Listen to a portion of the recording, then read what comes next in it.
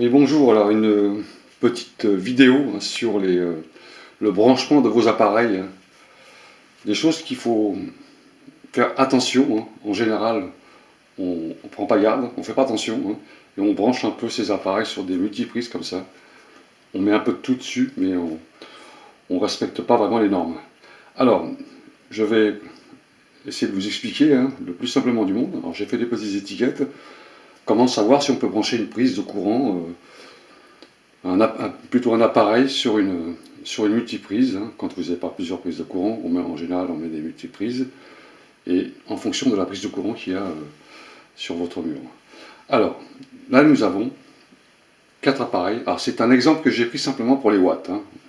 On peut prendre d'autres appareils.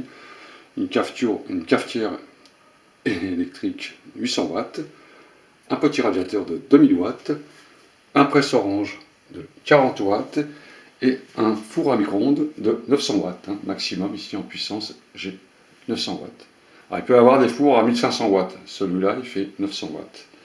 Alors, vous n'avez qu'une seule prise de courant et vous avez plusieurs appareils électroménagers à brancher sur une multiprise que vous avez achetée, hein, et vous branchez vos 4 prises. Il faut faire très attention à ça. Si vous n'avez pas de différentiel sur votre compteur électrique, vous pouvez avoir des problèmes un jour. Carrément, les fils vont prendre le feu carrément, hein, car ça va chauffer à l'intérieur. Ça, c'est une multiprise qui supporte 3500 watts. Vous avez tous ces éléments derrière, hein, les multiprises, hein. Vous avez des notes derrière. Lisez bien, vous allez voir. Alors, c'est transparent, mais en général, vous avez toujours une petite plaquette qui vous explique combien de watts. C'est obligatoire, hein, ce sont des normes, hein. Cette multiprise, elle supporte 3500 watts. Donc, on pourra brancher que des appareils qui ne dépassent pas plus de 3500 watts sur les 4 prises. Il faut que les 4, là, elles ne dépassent pas 3500 watts. Attention, sur une prise de courant de 16 ampères, parce que 16 ampères, la norme, c'est 3520 watts, maximum. On ne peut pas au-dessus, hein. Au-dessus, ça devient dangereux, on a des problèmes. Donc, il faut respecter les normes. Prise de courant de 16 ampères qui supporte 3520 watts, hein. À ceci, on rajoute une multiprise et on rajoute d'autres éléments à brancher.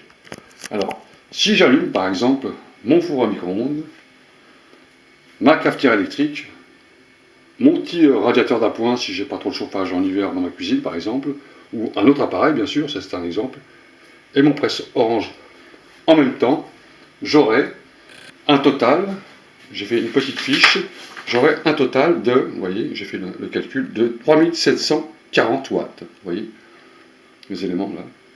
2000 watts, 900 watts, 800 watts, 40 watts, 3740 watts.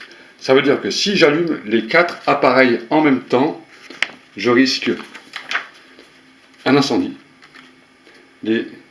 La prise va se mettre à chauffer, hein. Déjà, quand on allume un petit radiateur comme ça sur une prise, si vous touchez un peu la prise, vous allez voir, elle devient très chaude, car il y a beaucoup de puissance qui passe à l'intérieur, et ça chauffe énormément, c'est le nombre de watts. Si vous rajoutez à ça un four à micro-ondes plus d'autres appareils, c'est carrément votre multiprise qui va commencer à chauffer, et un risque d'incendie. C'est-à-dire que les éléments en plastique vont fondre et vont créer un court-circuit et mettre le feu à votre prise. Donc, se méfier, hein. Là, par exemple, je peux brancher mon four à micro-ondes. Je peux allumer ma cafetière, hein, ma cafetière électrique. Voilà, j'allume ma cafetière électrique.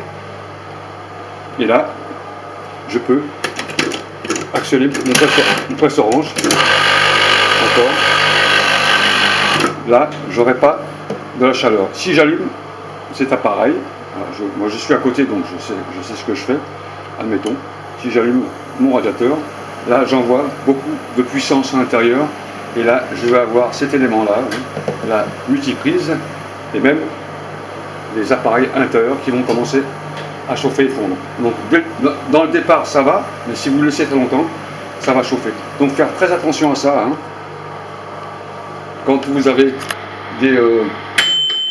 des appareils à brancher, toujours contrôler votre multiprise, ce qu'elle supporte, c'est indiqué à l'extérieur, et vos appareils électroménagers, vous avez toujours une référence, une étiquette.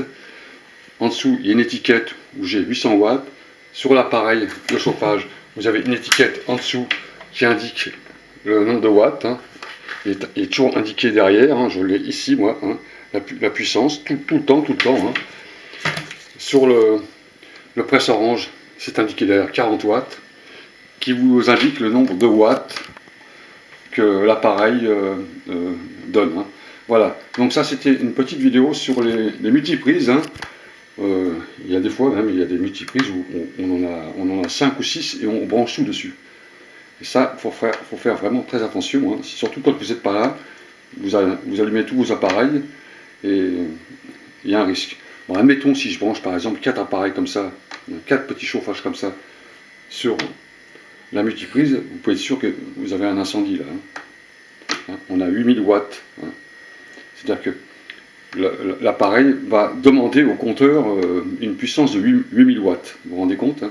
8000 watts, ça correspond à la prise de courant qu'il y a derrière la cuisinière qui fait pour 32 ampères, c'est-à-dire 7000, 8000 watts pour des cuisinières électriques, des fours à micro, des fours induction. Vous voyez le danger de tout ça.